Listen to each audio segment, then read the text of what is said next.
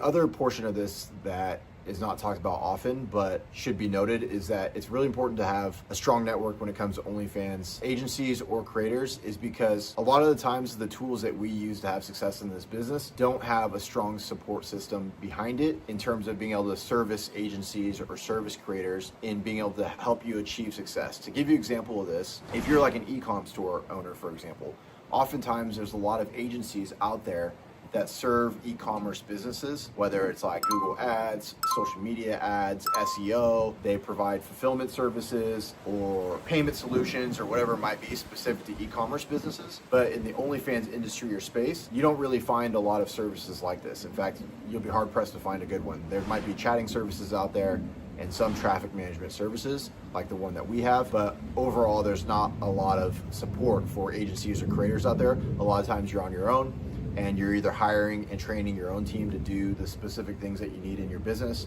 or you're relying on other agencies or other creators to share information with you to ensure that you have everything that you need to dial in the success for that portion of the business. So it's super key that you have people you can talk to in this aspect. And then as well as like the tools that we use, right? So if you're using a CRM, there are great OnlyFans CRMs out there like Inflow or some of the other ones that I haven't used before. Or if you're using like social media sites, a lot of times if you hit up support on social media sites, the support is essentially trash, it's garbage, right? Even if you're paying for like a premium subscription, they're gonna give you just links to articles on their site about policy, and a lot of times you're not gonna get through to somebody who is like a real human being that is actually gonna care about your problem. They're just gonna give you a corporate answer and a corporate response. And a lot of times if you have a bad situation where maybe you lose a social media account or you lose access to one of your accounts to get hacked or whatever it might be, you're not going to get any support from these big corporations in terms of getting your account backs, especially because you're in the NSFW space. You're only going to be able to rely on third-party services essentially,